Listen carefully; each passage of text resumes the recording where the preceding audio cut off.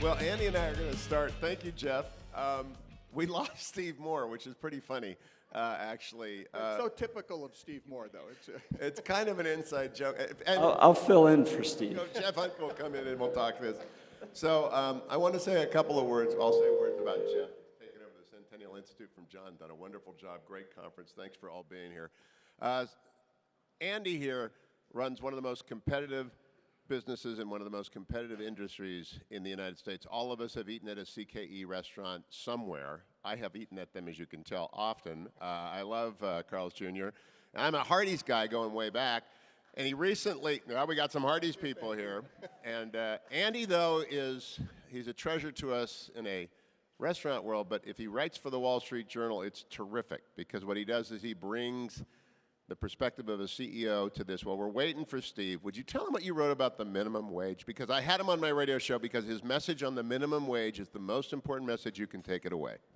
You know, the problem with the minimum wage is that it really doesn't address the problem. It's an attempt by liberals, by progressives, to raise wages, when what we really need to do to raise wages is to increase the number of jobs so that people are, so that employers are competing for employees rather than employees competing for a limited number of jobs. And we've got 7 years here of economic policies that have destroyed jobs, and the very people that destroyed the jobs that would have allowed the competitiveness are now the people trying to force businesses to raise wages to compensate for the fact that their policies failed. President Obama's policies have not created jobs, and to the extent they can, the great majority have been part-time and low-wage jobs. So you've got guys, you know, with a wife and 2 kids having to work a minimum wage or a low-income job, where they really should be looking at manufacturing jobs or construction jobs, which have been greatly depleted. So the solution here isn't to increase wages for jobs that actually don't produce enough value to justify the wage. And if you're hiring people and you lose money when you hire them, you're not going to hire them, so you just kill jobs. The solution is policies that encourage economic growth, that will create jobs, that will create competition for jobs, that will create not only jobs but careers, and lift everybody instead of trying to, you know, take the 1 or 2% that make minimum wage and pretend that raising the minimum wage is going to materially help the economy. It's not. Government mandates don't work. Free enterprise works. And Jeff, jump in with a question for Andy when you want, but my follow-up is, how many entry-level workers do you employ, and what happens to the people who want their first job when you raise the minimum wage? Well, we employ, now I have to say, most of our restaurants are franchised, and we employ, with our franchisees, about 75,000 people in the United States. And at a maximum, 3 to 4% of those would make minimum wage. And quite honestly, if you're working in one of our restaurants or one of our franchisees' restaurants, and you're doing a good job, if you're making a minimum wage after 2 or 3 months, there's a problem. You know, nobody should be making minimum wage for a very long period of time. So it's a very, very small percentage, even of the work, even like our workforce, which has a lot of jobs that normally high school students would have taken, or people that are retired and want to supplement their incomes. Even in ours, it's a very low percentage. So when you hear about a fight for 15, it's a fight for 15 for a very small percentage of people. Well, so why would people make that fight? Well, it's political. It's not like you're really trying to help these people. If you were trying to help them, you would be generating economic growth, which would create independence as opposed to dependence on government, and you could see incomes and careers grow and flower. So it's really a very small percentage. It's super small. And what people will do is they will hire less people. They will try and get more out of the people that are working for them, and they will automate positions. It's not, you can go in any restaurant and see the ordering kiosks. Those used to be people standing behind the counter, so you're going to see more automation. Yeah, my first job was actually in fast food. I really wanted, it was a different company. That's right. But my first job, 15 years old, I really wanted to work for McDonald's. I thought that was going to be a great opportunity to, you know, when you're that young, you just want to have something to start with. And you want to get that experience, and you want to be able to get out there and transition in your career. The biggest concern I've had with the raising of the minimum wage is it takes away those job opportunities for young people, like when I was 15, to want to just be able to start and get that job going. But I think the primary issue, you touched on it, was how do you create an economy by which you have those great entry-level jobs, but they only stay there for 2 or 3 months? Maybe speak a little bit to how you've done that with CKE. How do you create a transitionary period or a pathway by which people can start like I did at 15, work in the drive-through, and serving the food, doing all that fun stuff, and then transition them through a company to where they can have a successful career? Yeah, I actually started the same way. I started for $1 an hour, which was minimum wage in 1966, at a Baskin and Robbins scooping ice cream. And when people talk about taking the minimum wage to 15, my question always is, look, I started out scooping ice cream. How good at scooping ice cream can you possibly be? I mean, you can only get so good at this. It's just not going to, hey, Steve, I think you have to go around this way. We're throwing Jeff off now. We're and we're gonna finding let Steve. Here comes Steve Moore. But our intent with minimum wage jobs is, number one, if you work at our company and you're trying to put yourself through college or you want a little spending money in high school to take your girlfriend out on a date, we'll give you that job. If you want to get involved and you want to work your way up the ladder in our restaurants, you can move to general manager. Our general managers make as much as $80,000 plus bonus. You can become a district manager or regional manager. The young man and he's young to me now, I'm 66, he's probably like 50, which seems younger and younger every year. But the young man who's our chief operating officer started out as a fry cook in a restaurant in Kentucky in the 1980s, and he's now the chief operating officer of our 3,000 domestic restaurants. So you can work your way up, you can earn money to go to college, you can get that initial one of the proudest days of my life was when the owner of the franchisee, the owner of the Baskin Robbins where I worked, gave me the keys and told me I could open the store the next morning. Now that meant a lot to me, and I remember the day. Arthur Brooks' theory of earned success. Yesterday, Ben Sass told the Armstrong Fellows, who are our 200 college students, that they would have 19 to 20 to 21 jobs in the course of their career. Steve Moore, who's the author of the brand new book, Fueling America, do you think policymakers have fully understood yet the disaggregation of the comfortable economy where you signed on and you stayed on into what is now the platform economy? By the way, great to be here in Colorado. Thanks so much for the invitation. What a great state this is. And I don't know how many of you heard the news, but this morning, Barbara Streisand, Alec Baldwin, Michael Moore, and Nancy Pelosi vowed that if Donald Trump is president, they will leave the country.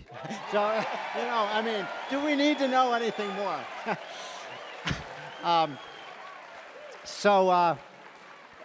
I'll just play off your question. Look, I'm an incredible optimistic about the U.S. economy. After 7 years of a president who's done almost everything wrong, there is so much low-hanging fruit out there to make this economy grow. We've been growing at 2% for the last 7 years. You all know this. This is the weakest recovery we've had from a recession since the Great Depression. We would have $3 trillion more GDP today. $3 trillion more, that's more than the entire GDP of Michigan, Ohio, and Pennsylvania together, if we had had a Reagan-style expansion rather than a Obama expansion. And not only has the economy only been growing at 2%, but in the last 6 months, the economy has actually decelerated. Now we've been growing at 1%. That's pathetic. That's barely treading water. That's getting very close to recession territory. So I do believe that if we elect Donald Trump, and we are going to win, Donald Trump is going to win this election. When we win, there's 3 or 4 quick areas that I think we can just shoot out of the gate and make some big improvements. And I'll just really quickly, first, we're going to come out with a tax plan next week that is going to be the biggest tax cut since Ronald Reagan in 1981. I mean, a massive reduction in taxes on business, on workers, to jumpstart the economy. It worked for Reagan, it worked for JFK. My goodness, it worked for Calvin Coolidge. It's going to work for Trump. We're going to go from the highest tax rate country in the world on businesses to the lowest. You're going to see all those businesses come back to the United States. Second of all, energy. Energy is just a huge issue. Hillary is completely hog-tied to the radical environmentalists and people like Tom Steyer. We're going to produce American energy. We think that we can can, within 5 years, make America energy independent for the first time in 50 years, which is an amazing thing.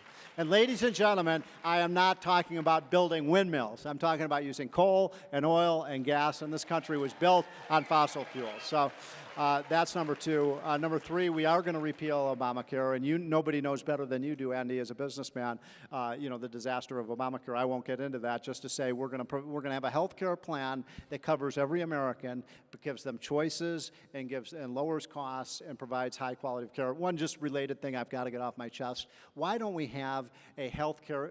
We ought to provide our veterans in this country the greatest health care in the world, not the worst, and we've been doing that. And I'll stop there because I've talked to. Okay, now I'm going to go back to my question, though. Both Steve and I was on MSNBC this morning. Steve was on Fox, so we're both used to. Anybody here watch MSNBC? You're in the wrong room. No, just kidding. So the point of being a pundit is, no matter what the question is, make sure you get your point across. But here, for the benefit of the young people especially, the economy is completely transformed. Do we have policies that we need? What do you mean by that? That they will change jobs Yes. so many more times than the average American did. And Sass's point was 20 jobs would not be unusual for a 20-year-old. Well, Andy, why don't you go first on that? Because and then I'll. Well, I think that's happened for a number of reasons. I think that people will have more jobs just because there should be more opportunities. If they're college students, they're going to have the kind of education you need to take the kind of jobs that this economy has been creating. The problem is we're not creating jobs for low-skilled workers. It's not a problem of college students. It's a problem of low-skilled workers. And then not only are they going overseas, not only is there competition for those low-skilled jobs from people that maybe shouldn't be here legally, or that maybe should be here legally but aren't, but we've also got a problem of the technology, of our technologically based economy creating jobs that you have to have an education for. So I can see moving from job to job to job rather than staying with that manufacturing job at the Ford plant, or the Carrier air conditioner plant that's not going to be there anymore. I can see why people would feel these jobs aren't going to continue on and on. So my view on this is that the truth is there are a lot of jobs in this country, and if you've got a skill, and I know there are a lot of high school and college kids in this room. I mean, if you've got a skill, if you know how to do something, you can get a job in 2 days. Would you disagree with that? That's I mean, absolutely right. You want somebody who knows how to do something. A good job, a career. A good job. And the problem is, and I've talked to a guy named Bob Funk. He runs the biggest employment agency in the United States. He employs 500,000 people a year. Wow. And he says, you send me somebody who knows how to do anything mechanical or engineering or accounting or any useful skill, and he can find him a job. He said, the people I can't find a job for is anybody who has a political science degree or a psychology degree, a sociology degree. There's no demand for that. And shame on our education system, in my opinion. We keep spewing out kids of high school and college. We spend $250,000, to educate these kids, and they don't know anything. I mean, how many of you, how many of you had shop class in your high school? I mean, I did. Did you have shop when you were? Yeah, they don't do that anymore. We don't teach people how to do anything, and this gets to the issue that really sticks in my craw. It's going to be a big issue in this election, is the minimum wage. There is nothing, now I know, Andy, you talk so persuasively about the problem of how it destroys jobs, but I want to take it further. How many of you in this room, your first job was a minimum wage job? Raise your hand. Almost everybody was. I'll give you a hint about how old I am. My first job, $2.10 an hour. Okay. We beat you. We talked about this a little bit earlier. I was $1 an hour. $1 an hour. Well, you're a little older than I am. But, I was working at a warehouse. And look at, too. I was working at a warehouse outside of Chicago, Illinois, where I grew up. It was, today they call it a sweatshop. I learned so much on that job. You learn how to show up for work, how to be nice to your boss, how to run a cash register or a forklift or something like that. But you know what I learned on that job? I know I don't want to do this for the rest of my life. Right. And then I started, so let's get young people into the workforce and not raise the minimum wage, because we're going to, the best thing we can do for parents out there, the best thing you can do if you have a kid between the age of 14 and 20, get them a job this summer. Get them a job, get them working. And now my next question, this is the perfect pairing. We're missing Mary, who's in your program. She got stuck for 6 hours waiting for a plane and sends her deep regrets. But the upside of that is I can ask the conservative intellectual economist and the conservative business person who actually employs or helps franchisees employ 75,000 people to explain what is a very consequential decision by Great Britain to exit the EU. It's got so many important ramifications that I'd like both the 30,000 feet and a businessman's perspective of what that means and why it happened. Why don't we start with you, Steve, and then we'll go to Andy. So this was power to the people. It's why we're going to win in Washington this year, because it was basically the governed, the working class of Britain, who basically said enough of the ruling class, the elite. You know, every single elitist outlet in Britain and Europe and the United States was against Brexit. And I'm not exaggerating. So you had every media person, every person in entertainment, every political figure, even, the thing that I think pushed it over the edge, by the way, was that when Barack Obama went over to London and told them not to vote for it, and the Brits said, hell with you, we are going to vote for this. But I think this is such a huge thing, because what is going on, not just in Britain, not just in Europe, but in the United States and all over the world, is people are sick and tired of being told by nameless bureaucrats, what kind of teapot you can use, what kind of light bulb you can put in your lamp, how big the banana is you can buy. I mean, unbelievable regulations that were in Brussels that were regulating the way people in Britain live. And you know what? They were sick of it. And I'll say one other thing. This was a vote against the radical climate change agenda. I hope this is off the record, I'm going to say it. Climate change is the greatest scam of the last 100 years. It's a scam. That's all I got to say. Andy, Brexit. Well, had I been a citizen of the UK, I would have voted for Brexit. I would have voted to leave. I'm voting for Republicans in this election. I'm going to vote for Donald Trump, because I do not want Washington, D.C. to control every decision I have to make as a businessman or as an individual. And if I were a resident of UK, if I were a Brit, I would not have wanted people to make those decisions out of Brussels. I would have wanted people in the UK to make them. And I think it's a very, very important decision. I think the most compelling thing about it is the pollsters got it completely wrong. They just didn't see. I went to bed that night. Steve was on TV. I went to sleep and didn't find out till the next morning. But I went to bed thinking this thing was going to win, because everybody told me it was going to win. And it didn't.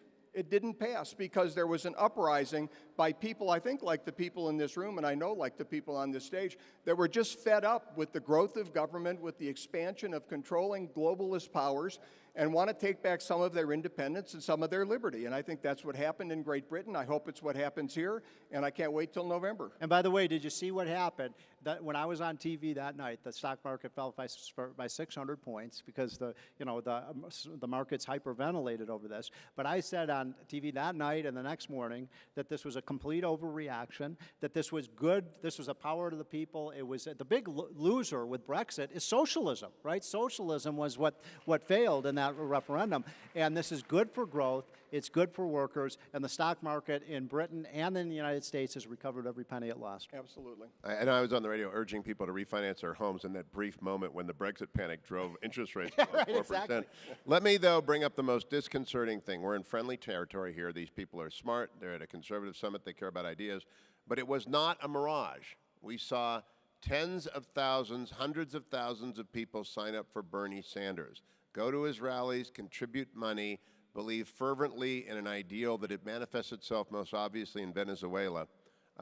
What happened, Andy, and then I'll go to you, Steve. What happened to a generation of Americans, because it was mostly a young person's phenomenon and some very old hippies. What happened that they believe this stuff? Well, I think for the great majority of young people, there are older people that believe this, and they're just not very smart. But younger people really don't understand what capitalism is. They haven't been taught the value of free enterprise. They haven't. If college students understood the value of what we have in our Constitution, our Bill of Rights, you wouldn't have people trying to destroy the First Amendment on college campuses because they might be offended. We have great, incredible protections in this country for our individual liberties and our economic freedoms, and I think people have gotten spoiled, and they just haven't been. We've let the education system get away from us. It's been taken over by unions, and we've got a whole generation of people that just haven't been educated as to what capitalism is. I'll bet if you took a poll and you inserted the word free enterprise instead of capitalism, that the numbers would be manifestly different, because free enterprise sounds good, and capitalism, they've been convinced, doesn't sound good. I don't think they get it. Venezuela is a perfect example. I mean, the Soviet Union was a perfect example. China, before red capitalism, is a perfect example. North Korea versus South Korea are perfect examples. Socialism doesn't work. It's never worked. It's never going to work. It's a way to steal power. It's a way to control people. It's not a way to liberate people. We have a country that was based on liberating people, allowing them to achieve and succeed, and we need to keep it. Well, it's well said. I don't have much to add to this. I'm just going to say this because I feel compelled to, and that is, this is 4th of July weekend. 4th of July is my favorite holiday of the year. I mean, is this a great, great country or what? And one of the things I try to tell young people who are so fascinated with socialism and is this, that, you know, the freedom and liberty that you talked about, that doesn't come free, right? You've got our forefathers fought for it. They gave up their life, liberty, and everything they had, their property, to make us free. And freedom and liberty are very precious and fragile things. And most countries in the world are not free. Most people in the world are not free. And what I try to tell these young people is, you've got to fight for freedom. Don't give away your freedoms. Why do you want to give your power to these people in Washington, D.C.? You know, keep and honor and fight for your freedom. And I think that's the whole message of this conference and the message of America. We are the freest country in the world, and because we're the freest country in the world, we're the richest country in the world, and we're the greatest country in the world as well. Now let's turn to the election. Andy is generous with his time. He's going to chair one of the subcommittees of the Platform Committee in Cleveland, which means he gets to spend an extra week in the greatest city in the United States. I'm from Cleveland, Steve, be careful. And the Indians have won 14 in a row, including one in 19 innings last night, and we are the NBA champs. But while you're in the city of glory... Whoa, and the Indians on a how-many-game winning streak? 14. Yeah, by the way, I'm from Cleveland, too, so Steve's a little outnumbered here. Yeah. But when you sit down around that platform, it's got to both put forward what the Republican Party believes in, but it has to attack Hillary as well. What do you want to see in your subcommittee and in the platform as a whole on the economy as the key points that ought to define this election cycle? Well, the important thing for Republicans is to continue to emphasize that we are the pro-growth party. And it's growth that lifts us from recession to prosperity. And you know, the Democrats often talk about income inequality as the big problem in the United States. Income inequality is not the big problem in the United States. Income inequality is a result of the problem. The problem is not enough opportunity and too much poverty. So we need to reduce poverty, we need to increase opportunity. There's only one way to do that, and it's economic growth. It's not government mandates, it's not the government telling us what to do, it's releasing that incredible dynamic entrepreneurial energy that we have in this country that's been dammed up by a dam made of government mandates, higher taxes, and regulation. We need to set it free, and there's only one system in the history of the world that sets that kind of individual entrepreneurship free, and that's free market capitalism, and we need to be the party of free market capitalism. You know, people need, and you know, big trade is the big issue in my part of the platform. And I think, look, trade is important. We have to have trade. Donald Trump says it. I don't know anybody that doesn't say that. Trade's important. We need it. We don't need huge trade deficits. We don't need these enormous trade deficits, and we can reduce them by better negotiated trade deals. And who on earth could argue against having better negotiated deals, and we can lower trade deficits by enforcing the deals that we have.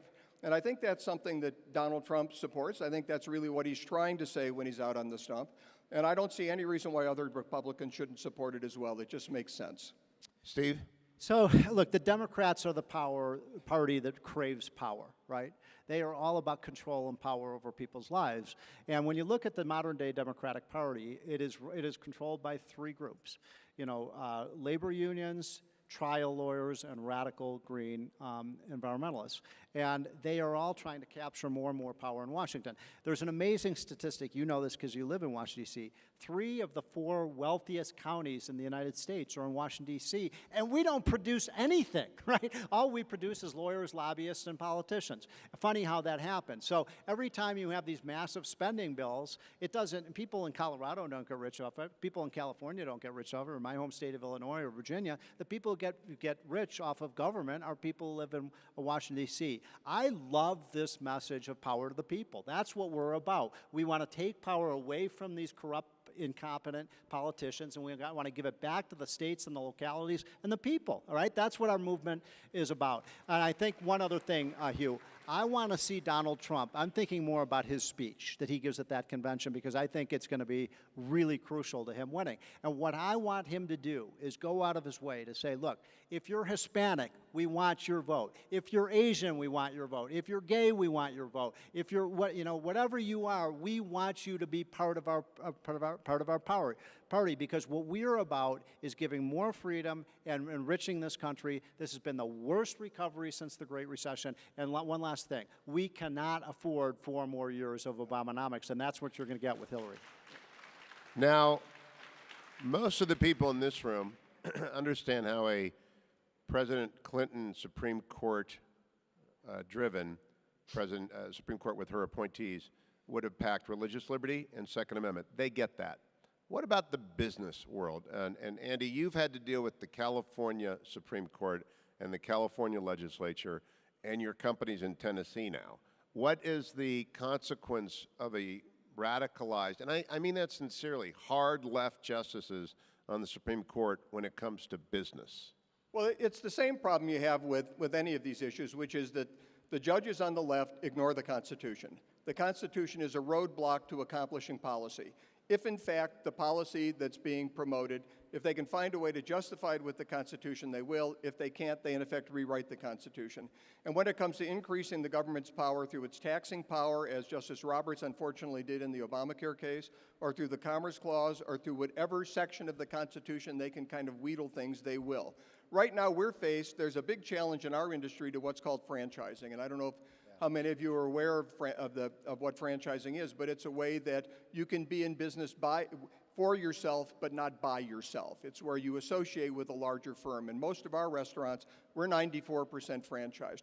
And they are attacking the government, the NLRB, the labor unions, the Department of Labor, are attacking the franchise model, because when individuals work for a franchisee, if they own a Hardee's restaurant, and you want to unionize them, you can't go to the franchisor and unionize all of our 75,000 domestic employees, because the employees aren't ours. The employees are the employees of the franchisee, the person who actually owns the restaurant. Well, they want to destroy that separation and try and make the franchisor the employee of all of those employees. And quite honestly, this franchise business model has lifted more people from the working class to the middle class than any business model in history. They don't care. The NLRB has passed something called the Joint Employer Standard, where they will try and make franchisors the employees of the franchisees. I am absolutely confident that if Hillary Clinton becomes president and appoints justices of the Supreme Court, it will destroy the franchise business model. That's just one example, but I wanted to give you an example that wasn't a generalization. It will destroy the franchise business model, it will be terrible for the economy, and it will really hurt small businesses, which, of course, if you listen to Democrats, that's all they intend to protect. But it will destroy small businesses. Let me give you another example, if I may, Hugh. And that is, I mean, most of you have probably been following these regulations that have put our coal industry out of business. Yes. Now, I live in Virginia. You have a home in Virginia, right? So Virginia, we're a coal producer. Do they produce coal in Colorado? I think you've got coal in Colorado. Illinois, my home state, is a coal state. Pennsylvania, Ohio, West Virginia, Wyoming, North Dakota. We have more coal than any other country in the world, and we have 500 years worth of it. Obama has basically been on a jihad to destroy the coal industry in America. It is not only bad economics, it's inhumane. You go to some of these towns in Virginia that are coal, third, fourth generation coal towns, and Obama has completely obliterated those towns, and all that is left in unemployment lines and people on meth. I mean, it is a disgrace what Obama has done to our coal industry. The Supreme Court, and he does not have the authority to do this. He doesn't have the authority through the EPA to simply make these regulations. first of all, shame on the Republican Congress for not standing up to Obama on these regulations, right? We need a Congress that is going to repeal some of these regulations, because when I looked in my, I don't know about you guys, when I looked in my civics book, there's 3 branches of government. There's a legislative branch, an executive branch, and a judicial branch, and the executive branch does not have the authority to make these laws. I'll tell you one thing that Donald Trump is going to do on the first day he's in office. He's going to repeal every single one of Barack Obama's illegal executive orders. Yep. Andy knows this, Steve probably doesn't, but my law practice is endangered species and wetlands, where I'm used to the regulatory state, and they've gotten out of control. And so I'm used to losing. You fight valiantly against the EPA and the Army Corps of Engineers, but I had not heard about the franchisor rule. I really hadn't, because that's every subway. In fact, if you drive home tonight, you'll go by 100 franchises, I would bet. So what's the status? I mean, did you know that, Steve? Yeah, I did not know this. Look, Andy is right. The backbone of American small business is the franchise model. You can be, you know this. You have a guy who worked at Hardee's for a few years, maybe saved up some money, $50,000, $100,000, wants to start Learned how to run a restaurant. Right, wants to run the business. And what's going to happen if Obama and Hillary have their way, Andy taught me this, is the franchise model will be gone. And this is a uniquely American thing, isn't it, that we have franchises? I mean, many other countries have this. This was a creation in the United States. Yeah. We're spreading it across the world. Right. And we're now, when I took over back in 2000, we had about 1% of our restaurants outside the United States. We're now 20% outside the United States. They're all franchised, and we've opened more restaurants outside the U.S. than inside the U.S. the last 3 years in a row. Because of this franchise business model, people around the world are sucking this in like oxygen when they find it. And here, the NLRB has ruled McDonald's is the one that's fighting it. They're trying to make McDonald's employees, not employees of the franchisees, but of McDonald's, solely so they can unionize them.